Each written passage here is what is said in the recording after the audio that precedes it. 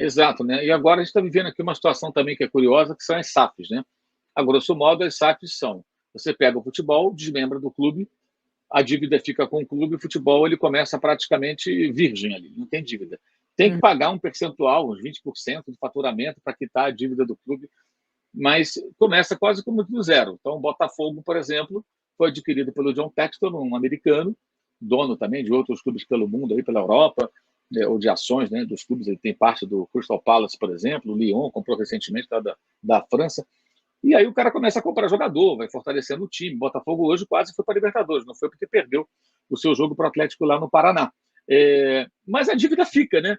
É, eu não consegui entender até hoje. Você fala, gente, esse negócio da SAF no Brasil, para mim, ainda não entrou na minha cabeça, porque eu fico pensando assim: o funcionário do clube que não recebeu, que está na Justiça do Trabalho, como é que ele fica?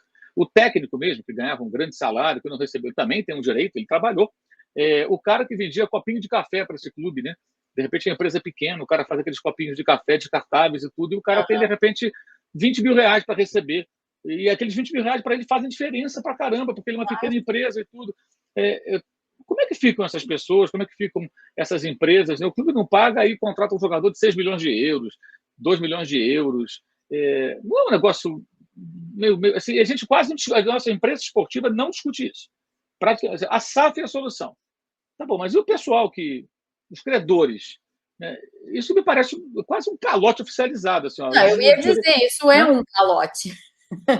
Isso daí é um calote. Isso é precisamente a definição de um calote. A definição de um calote é isso. Se você deve e não paga, você deu um calote. Então, a situação é essa.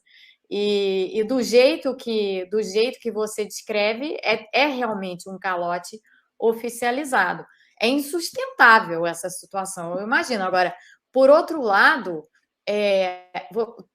tem sempre essa questão, né, quando você olha para essa relação credor-devedor, tem sempre aquela coisa: quem é que tem o maior poder na situação? É o devedor ou é o credor? Às vezes é o credor, mas muitas vezes é o devedor. E nesse caso aqui específico, o que está acontecendo você tem de um lado o devedor, o clube, do outro lado os credores, que são mais pulverizados e são pequenos, têm pouco poder de barganha em relação ao clube, que é o devedor. E aí o que acontece?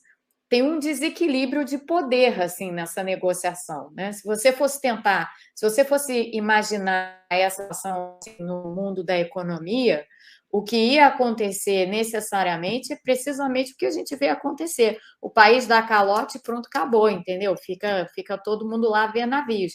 Foi o que a Argentina fez em 2001, assim, para dar o exemplo de um país e de uma crise econômica com a qual eu trabalhei. Daí, o país era o país, afinal de contas, que era o devedor, os credores, alguns eram grandes e a Argentina depois negociou com eles, mas muitos eram credores pequenos, eram assim, pessoas aposentadas que tinham comprado o título do governo argentino, tinham grupos assim de aposentados italianos que tinham comprado títulos da Argentina e coisas assim. Esses aí nunca receberam nada, ou receberam, sei lá, muito menos do que eles deveriam ter recebido, precisamente por quê? Porque o devedor tinha muito mais poder do que eles como credores. É essa situação exata, essa que você descreveu.